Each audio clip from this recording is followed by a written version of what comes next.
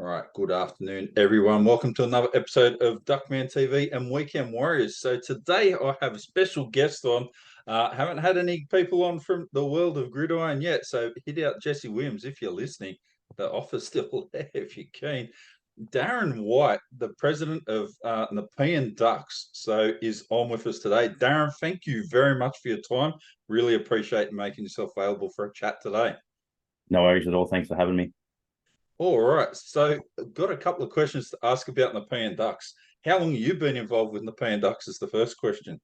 So I've been involved since 2014 when they started. So I came down as a player. Wanted to get into the sport. I played back in 2009 with the Pirates and had a few years off. And when the Ducks formed, I came down and joined. And 2015 took over the presidency and been president ever since. There you go. It's pretty good. So I had quite a few friends that have played with Nepean Ducks, including people like Lewis Vernat, played rugby with at Penrith and that sort of stuff as well. Yeah, Trying he to was in think our who first else. team. Yeah. Yeah, there's a fair few guys that played on it, and they're trying to get me to play. I can tell you, the temptation is there. I love the competitive element of sport, so it's something I would like to get involved in for sure. So Penrith, for people who don't know, there was sides in Penrith once upon a time. So which was Penrith City Chiefs back in the day. When did they play at Cranbrook Park? Because I know that they haven't always played where you're based at now at the reserve at Kingswood. So it hasn't always been there, has it? That's actually where it started, funnily enough. So Doug Rennie is where Yep. the Chiefs first played. So there's been a few homes for Penrith. So the Chiefs was the junior program, Yep. and the men's team that started in the sort of mid to late 90s was the Outlaws. The Outlaws. And then all that disbanded. So you had the junior team, the Chiefs, the men's team was the Outlaws. That all got disbanded in the end of 2011, start of 2012, I believe. Yep. And some people decided to revamp and come back as a brand new name, brand new mascot, brand new team as Nepean Ducks. So yeah, there's been a few places around that they've played. Doug Rennie's one. They used to play at Jamison Oval. The field at Cranebrook was their training ground. Training ground, which is still our training ground, but it's just not a facility that we can use to play games. So we've been working with the Penrith Waratahs at Doug Rennie since about 2018, I think, was when we started with them hosting games out there. Yeah. Which has been really good. So they just got a shed upgrade that got completed just before our season started. So beautiful new big change rooms, new toilets. That's a huge facility. And Gridiron New South Wales likes the ground, and now that it's got the new facilities to match, it's a reason why we got 4 home games this year, or four rounds at our home ground this year, because it puts on a good day.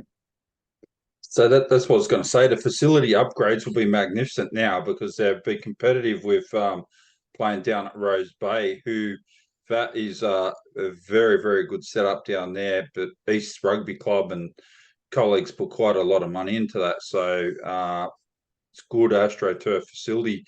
Doug Rennie, is it one of the only full grass pitches that you play on in the competition? No, it's actually the other way around. So East Rugby is the only artificial turf that we play on. So we play out of we have a few rounds up at Forestville. The Rebels team. UTS their home ground is out at Revesby, which is the Rhinos home ground. Which is Neptune Park. There's a couple of rounds every now and again in Sydney Uni, which is they've got a grass field. Wollongong has a grass field. Really the only the only field that's AstroTurf or artificial grass is the east one. Oh, yeah. Okay. Yeah. So, That's yeah, I knew that was and they changed that because that was getting chopped up in the winter when it got very wet, had Mhm. not the best drainage. And I think they've done a pretty good job with it these days to make what it is. Yeah, it's a good facility like on the field. The change rooms leave a lot to be desired, but Yeah. they got to spend the money where they can to start with, and then they'll move on to the change rooms at a later date probably. Yeah. Now, Gridiron in New South Wales, unfortunately, it's contracted since COVID. So I do not, I can't remember the side's names because I haven't played in the competition. There was a side at Greystanes, they're not around anymore, are they? And there was a side that was at Austral as well. And I believe David Main said that they pulled out last year due to the coach having illness, and they haven't picked it back up again. But hopefully we'll see that the uptake there again in the next couple of years. So how many sides were in it when it was in its prime? Because a few years ago it was bubbling along pretty well for a lot of players and teams Yeah, in the competition. yeah. So pre-COVID, probably the year before COVID, probably started declining. So at its peak, there was probably 12 clubs, all the way from Newcastle down to Wollongong. Yep. And over the course of a number of years, for one reason or another, there's sides that have sort of fallen by the wayside. The first one was the Northwest Predators. That was about 2016, 2017. Where were they based at? They were based out at Pennant Hills. Oh, yep. Yeah, so they were around for quite a while. Mid 2000s till about 2016 or so. Yep. Uh, the Newcastle team was next to sort of go. Central Coast then folded. You had Sutherland that had the Colts team and the men's team. They folded their men's team. Yep. There was a team that's been and gone in the last couple of years, which was the Central West Giants. They were mainly a Colts team. They brought in a women's team, and the Colts team folded, and they had a women's. Yep. The women's team merged with the Pirates this year. Yep. But the Pirates, last year their head coach fell ill, so they weren't able to field a side. They tried again this year and they got close, but they just didn't meet the league requirements of numbers. Yep. But it's hoped that they get back in. So you'd be thinking they're probably going to have a presence again next year. The Pirates are the ones that are Austral, aren't they? That's correct. Yeah. So they moved from Austral because of all the development there at Liverpool now, or Warwick Farm is their training and game facility. Yep. But they haven't got to play out there because they moved last year. So they haven't had any games out there because they haven't had a team. They did have a women's team this year. Yep. It's the merge with the Central West Giants. But Yep. hopefully next year that they can get off the ground because they've been around for over 30 years. So you don't want to see them fail. Yeah, it's right. Club's been around for quite a long time. So even like Nepean Ducks now, we're Penrith. So you want to see this is a growth area. I would think there's like a lot of Polynesian players who play the NFL, so it's similar to like what you see in the NFL as well. Actually, surely it would be a big appeal to some of these guys to come and play. You would think so, and that's what we do have a few of them. Access to, it's not the cheapest sport to get into. That's a hurdle that we try and overcome. Access to gear is another, and then a lot of in the men's team for the Ducks, we find a lot of people on night shifts. So, getting numbers to training is a struggle when half the team is on night shift. So trying to get that gel and that bond Yeah, makes it difficult. yeah. But there is a lot of stuff that we're trying to work on in the background to come through with that will hopefully make it easier to get into the sport. Yeah. Now, I believe you got quite good corporate support too. So you got backing of clubs like Panthers, which is a massive. I don't know what they do for you financially or anything, but it's good to be able to have the support of the biggest club in the area, right? It's better to have them on your side than trying to nail against you because hey, you're fighting an uphill battle. Um, is it good to be like you're in a good area where there's not a lot of competition in the sport, in particular, to uh, take players away in other directions? I suppose your biggest competition might be rugby union because you're probably getting like for like players. Although there's some of the guys I know that have played before. So Lewis Vernat's played rugby union. Dan Giblin just played NFL. Harry Purcell, who so all these guys played for the Ducks. He plays rugby union at Rouse Hill, and Ben Cottrell is a soccer player, strangely enough. So um, I don't know how he's going. He would, I imagine he'd be doing all right because he's a pretty fit guy and switched on. Yeah, Ben Cottrell actually he had to step away this year. He came down to a couple of sessions, but just couldn't commit to the season.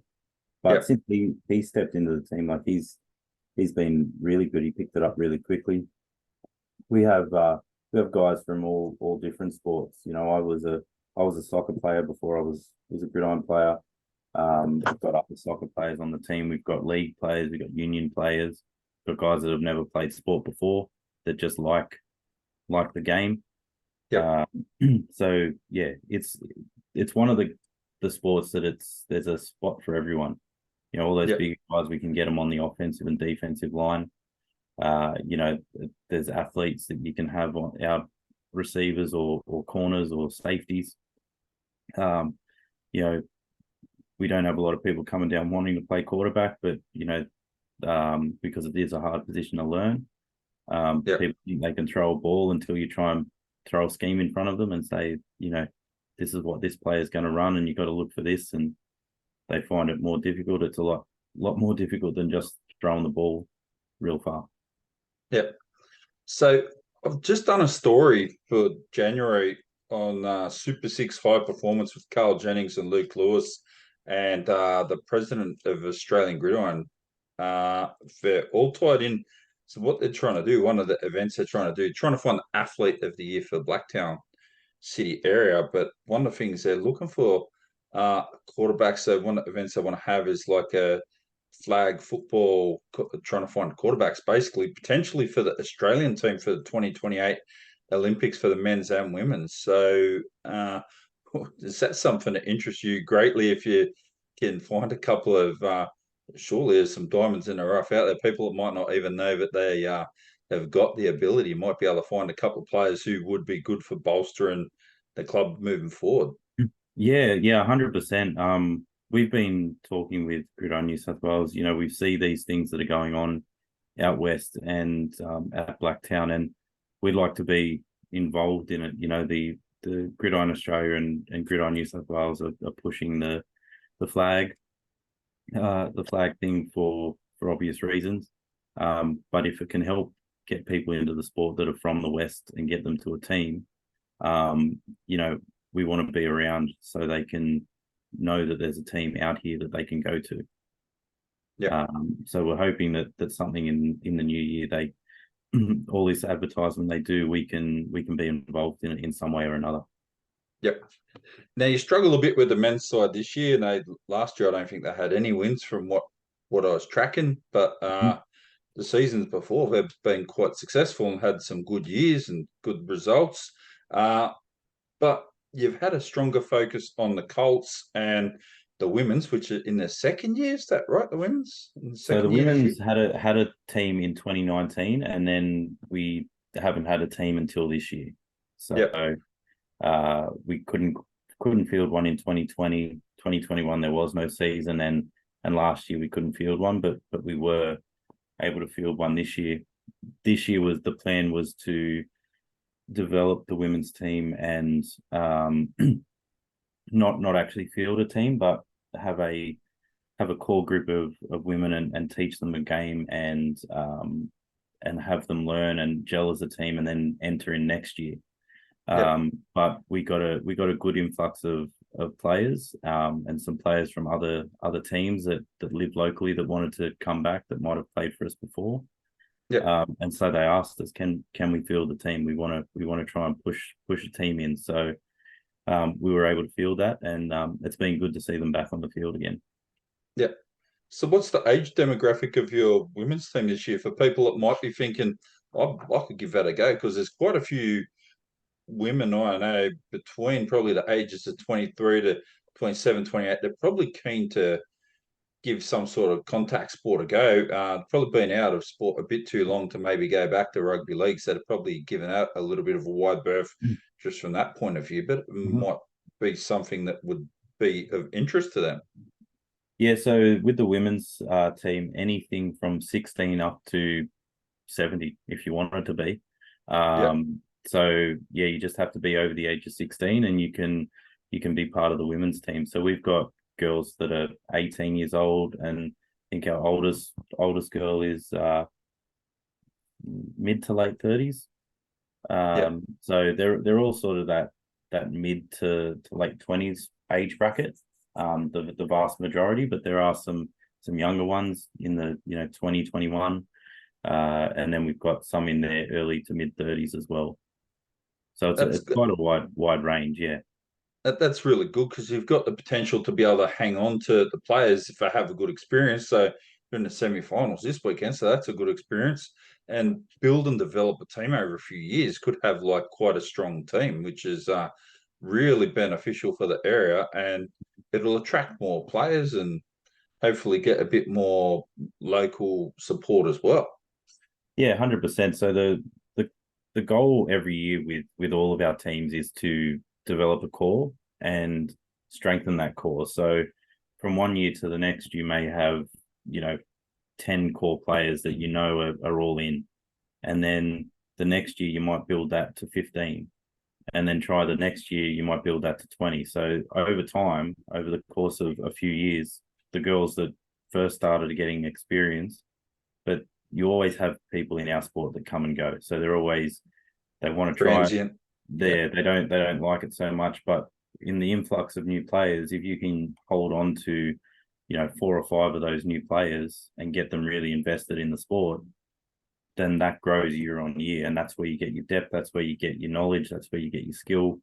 And it's got to be a long term sort of picture. You can't think we're going to win it all this year. You got to Yeah. think we're starting now. In 4 years' time, we want to have a good nucleus of players, a lot of talent, and be really looking at being dominant. So it just takes that time, and people need to be patient with that. And the Colts have done that. 2019 they were in the championship game.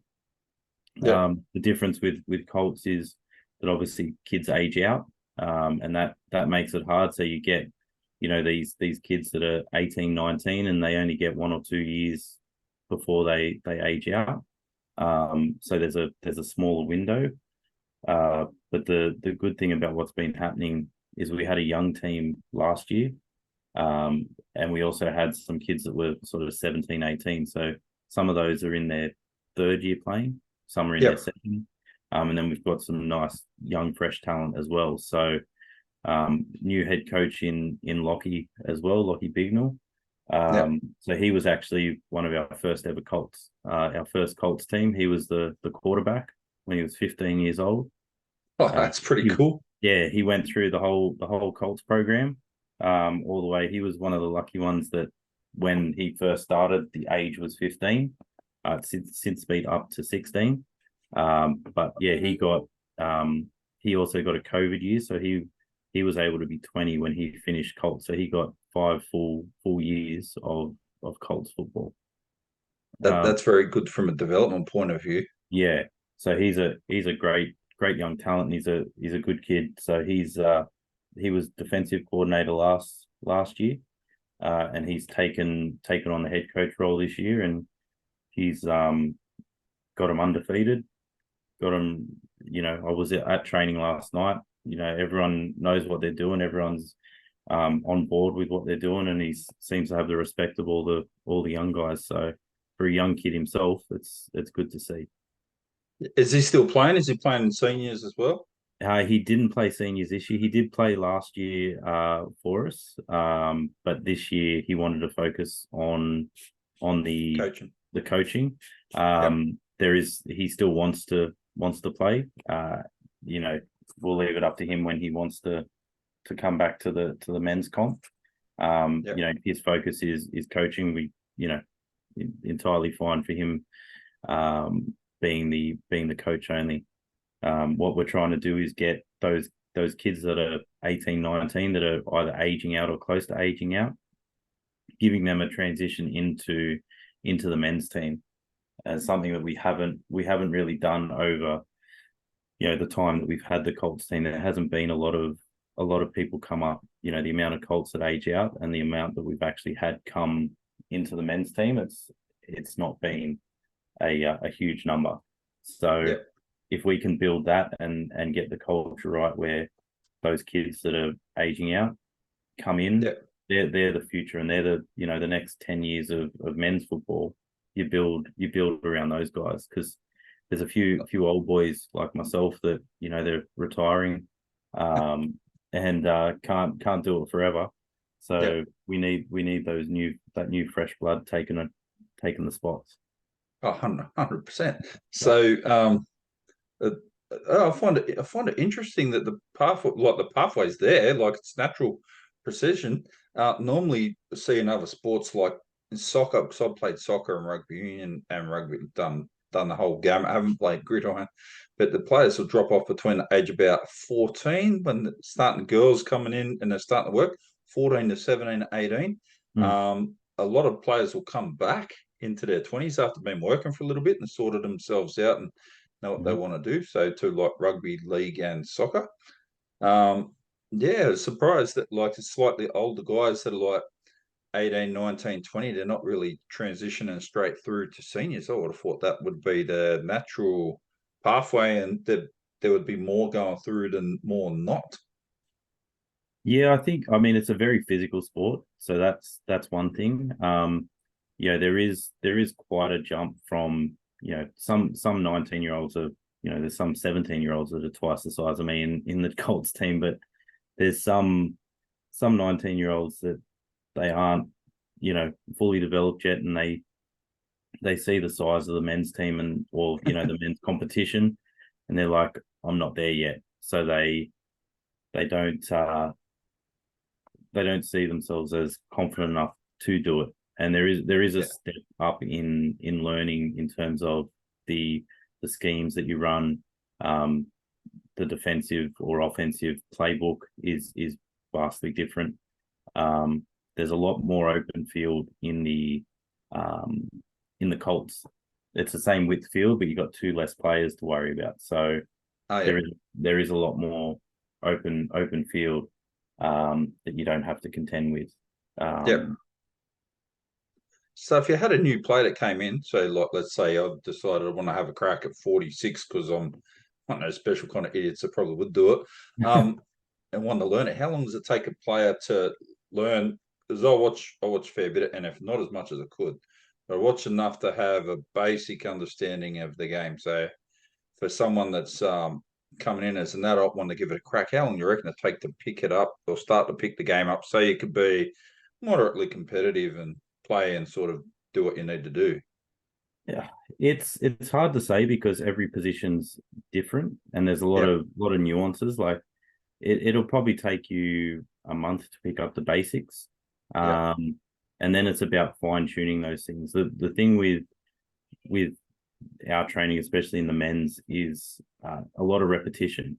So we want to do the 1% things all the time, so they become like muscle memory and second nature. So that when you're trying to teach the next stage of things in the progression, that you're not worrying about how your feet work, because you should know how your feet are working. It's just that next part of the step. So it all comes down to how much effort you put in as well. There's a playbook to learn. There's film you can watch. There's drills that we go through that you can do by yourself. So the more that you put in, the more you're going to get out of it. Yep. which that goes for any sport. There's no shortcut to the top. There's no shortcut in learning skills or enhancing skills in any sport you do. You got to put the time and effort in. So fitness and conditioning. I imagine even for big guys, I could see why Colts would be a bit intimidated because I'm 6'5" and punching 150 kilos. It's a bit daunting when you're only 18, maybe 5'6", 5'7", and Yeah, 70 kilos, and someone twice your weight is going to line up against you and wants to smash you. So yeah, would be 100%. And the thing with you know, gridiron as a whole is that in all the sports that I've played, it's the ultimate team sport because every person has a job, right? yeah, There's every person on that field has a specific thing they need to do, and every person doesn't do what they're supposed to do, then the whole play doesn't work. yeah, So if the linemen don't get the blocking assignment right, then the quarterback's not going to have enough time to throw, and that means that if the guy doesn't run his route right, he's expecting a receiver to be in a particular position, and then he yeah. looks like he's not where he's supposed to be. So each person needs to do their job properly for every single play to work, and Yeah. that's the draw for me for the sport, is that it's the ultimate team sport as far as I'm concerned. Oh, 100%. That's what NFL carry 52 players in a squad, is or 54? 53 is the number, and then you can have, I think, 8 on your practice squad, 8 or 11. Yeah. So, and you regularly go through, if you're using your kickers in that squad, you'd normally using 40 odd guys in a game, right? 40 to 45. You're pretty much using everybody, aren't you? Yeah, pretty much. Yeah, I mean, if you're not part of the first team, you're a backup. But if you're a backup, you're usually on special teams. So you're either on kickoff, kick return, punt return. Any of those sort of things you'll get yourself on for. Yeah. And that's a good way to develop your skills more too. So, I'm trying to think. For success of players like Jesse Williams, that has, say, won a Super Bowl, for anyone that does know, with Seattle Seahawks back in 2013, he has come back over. Tragic the way his career had to come to an end. He got testicular cancer and had to have an operation and retire on the back of that. It's like uh, just hard luck story for Jesse. But his success has led to where Jordan Mailata is now 6'7", so two meters tall, 166 kilos. So Mm. he's about around about my weight. He's a big guy playing for Philadelphia Eagles. Do you Yeah. think we're going to see more Australian players kick on and get to that level? I think there's every opportunity for it. What I'm seeing a lot more of is um, a lot of college offers. So the college path is where a lot more kids are going. So if you can get into the sport at a younger age, that 16, 17 mark, play through till you're 19 and get some good film, there's every chance you're going to get an offer to some sort of college. It may not be a D1, but just getting any sort of college offer, whether it's D2, D3, or JUCO, you will improve your game tenfold. And there's every opportunity that you can go over there. There's before Jesse Williams, there was a guy, Adam Gotsis, got over there. We've obviously had a fair few punters over there because the AFL kick is a big thing. But Yeah, again, Ben Scott and all these guys. Yeah, sorry, Ben Graham was over there, and yeah. Colin Scott and all these guys. Yeah, Mm. It all comes back to the effort you put in. There's opportunities everywhere. There's some coaches here that are linked to colleges or know people over there that can help. So if you're interested in going down that path, the luck of someone like Jordan Mailata is a different thing because he'd never played a snap of football.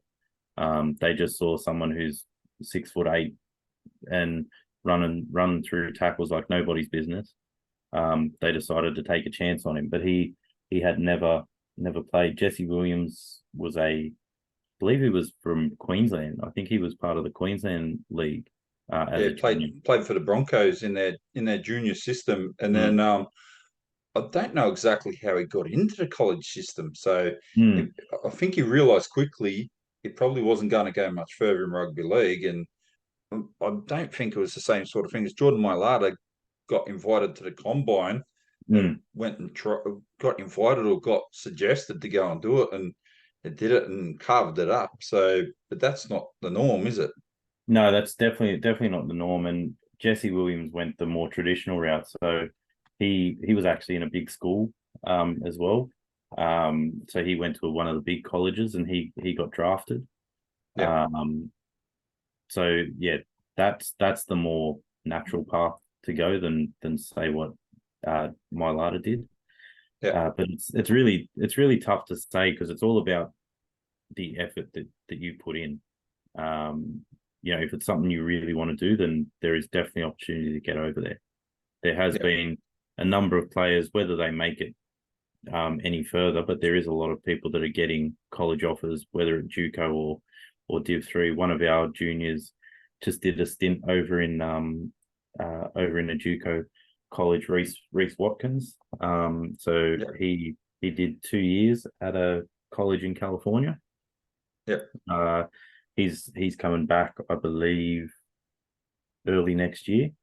yeah. Um, there's been some other players that have just come back as well. There's some guys going that were part of the search that Jesse Williams was running.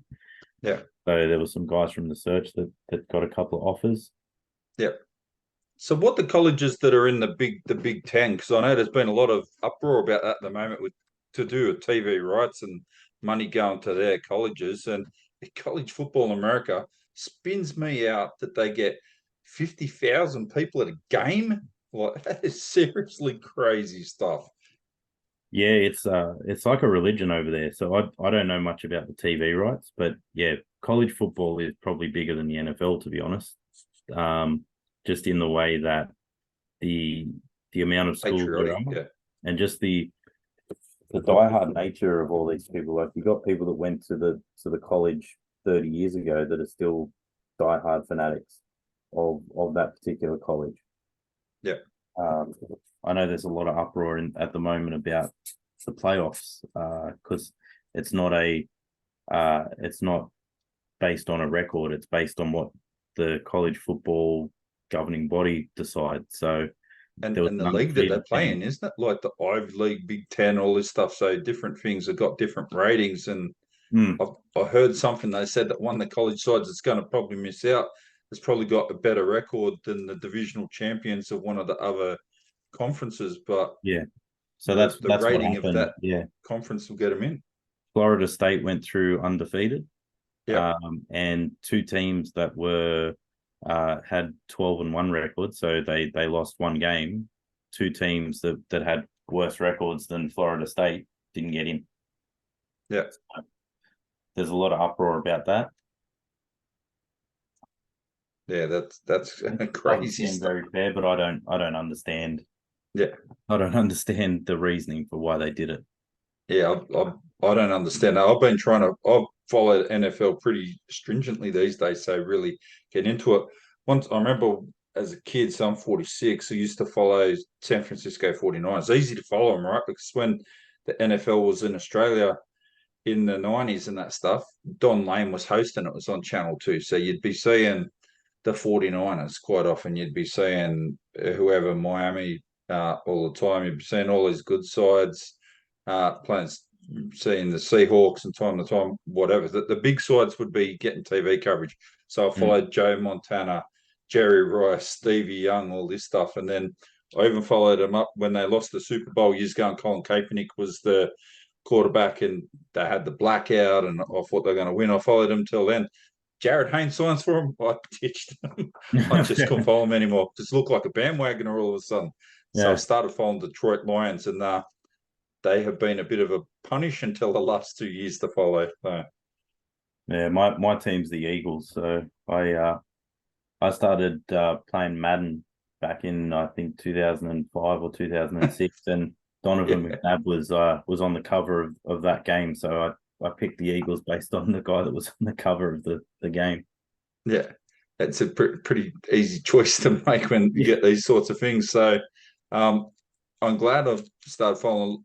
Jonathan Hapner actually said to me, "Oh, if you're only kind of sort of following the 49ers and you're sort of following Detroit Lions, why don't you jump on board the Lions? Because they're a pretty good side. They're struggling, but the 49, everyone follows the 49ers because it's easy to get media attention. It's like overseas, people follow rugby league from overseas.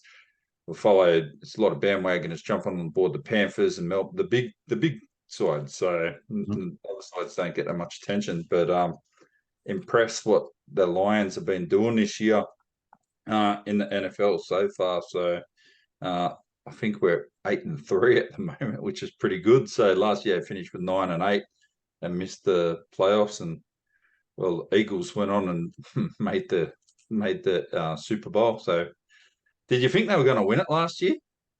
I did. Yeah, I did think they had what it took to win it. 38-35 loss, pretty tough to take to go down by 3.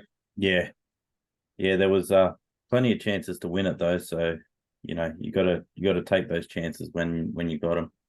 Yeah. Now, in regard to, say, like NFL sides carrying 53 and cut back to like 45 because they've got guys in the practice squads and stuff like that, how many players are playing on a regular basis? So, like, got 11 players on the field in seniors. So, Colts, if you said they've got 2 less on the field, does that mean they got 9? Yeah, they got 9 on the field. So same with Oh, women. Women have 9 as well. okay. So, how many players are you carrying in a team that's got like offensive squad, defensive squad? Would you have like 25 players or something like that? So, it's obviously they don't have 50, I wouldn't imagine.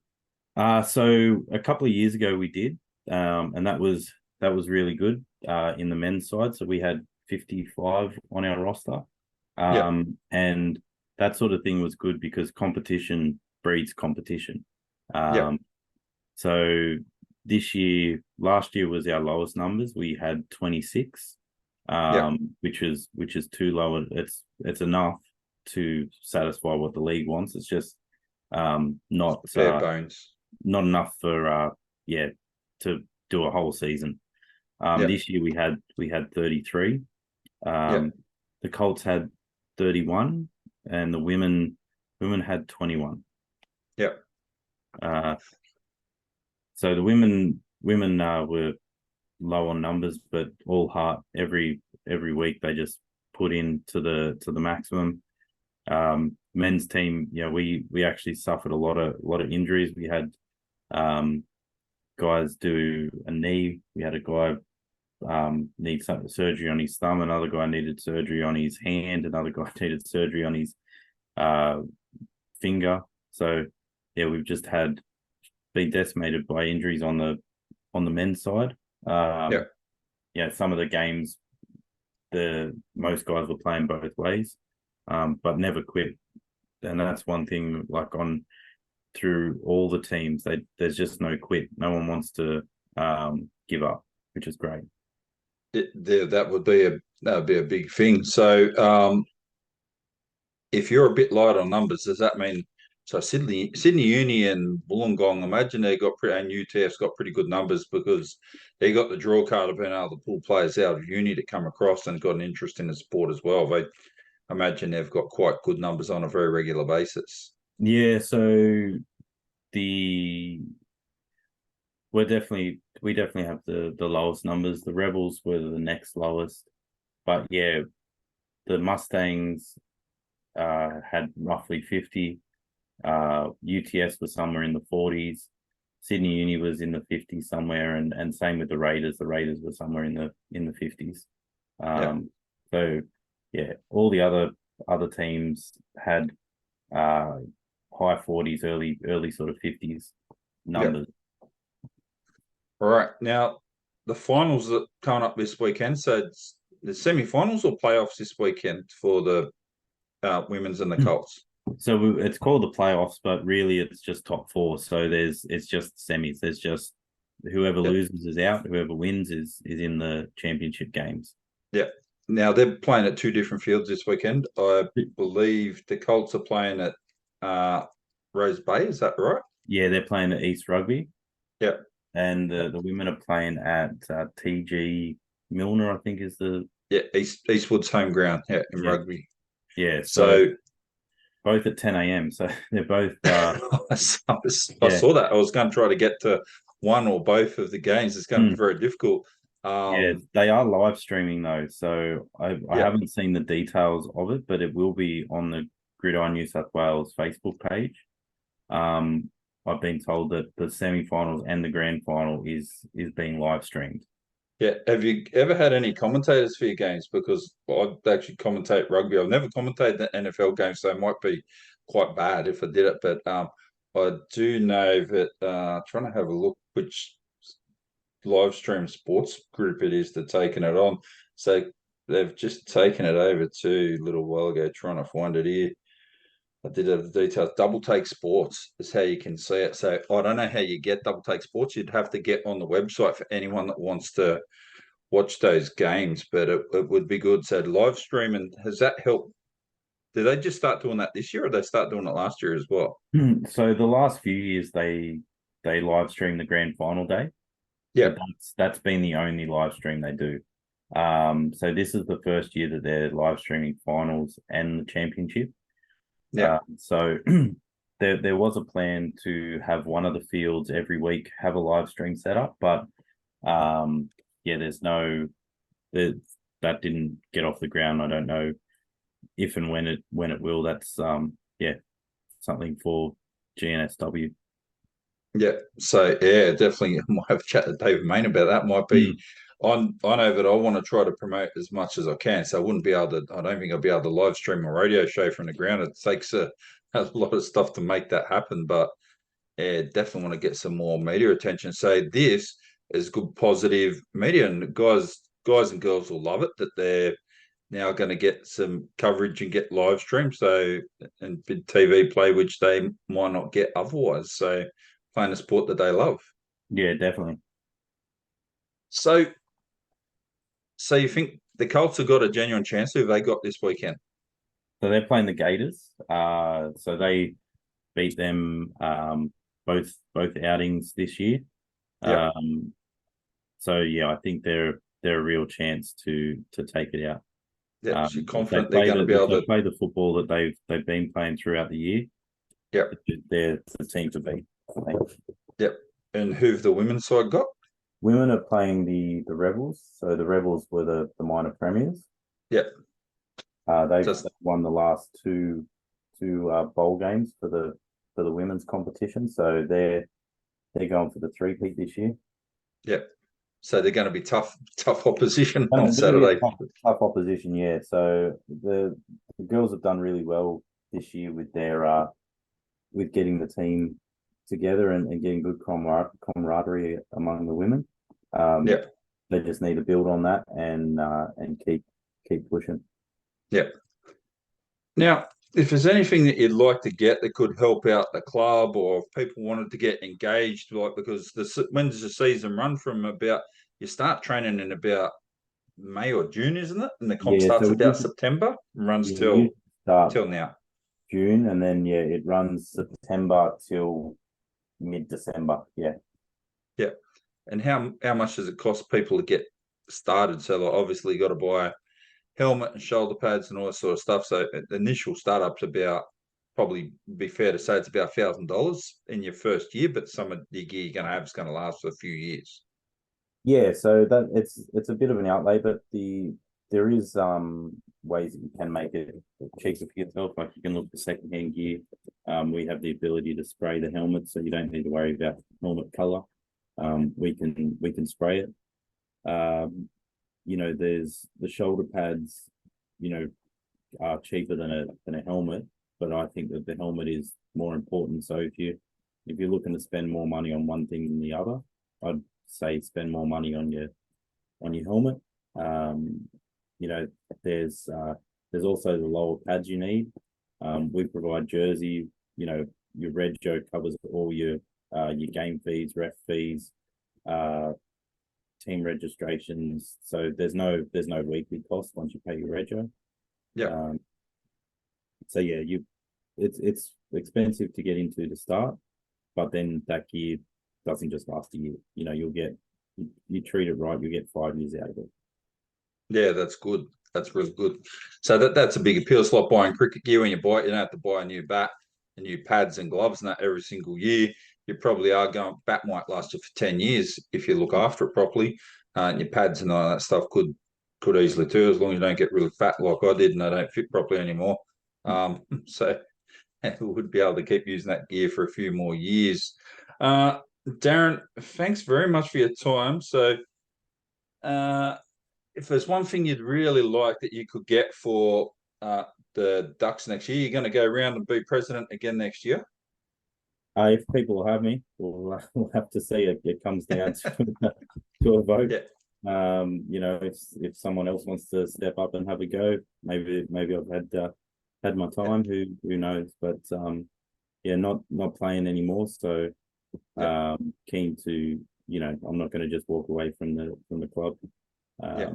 It'll be good to see. We've got a lot of vision for the club. What we just need really is just support. And if anyone's thinking of coming and trying it, just give it a go. Yeah. Because the people that come down and give it a go are the ones that stay.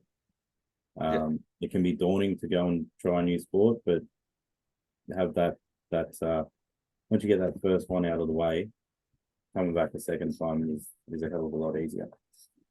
That's right. So it's like trying any new thing. So it's always a little bit, people are a bit reserved and will stay back, and when you give it a go, you realise, oh, this is good. We'll give it another go. So one last thing just before I go. So I should have brought it up for the interview. So I believe your head coach of the men's side is involved in the Australian team. So an Australian system in coaching this year. He's been the New South Wales juniors head coach. And he's also he's been the one of the coaches. I believe he was offensive coordinator for the Australian Outback junior team. He's got a wealth of knowledge. Bowsy, he's very knowledgeable and very well liked around the entire league. Yeah, that's always good to have a good reputation. It'll help attract more players, more attention that as well. Hopefully, a bit of media attention will help as well, positive media attention, and get some more bums on seats, sponsorship dollars, and people signing up to have a go. So thank you very much for your time. Anyone that's listening to this today, you're going to be able to see this will go up as a podcast in the next week on Duckman TV on YouTube and Facebook.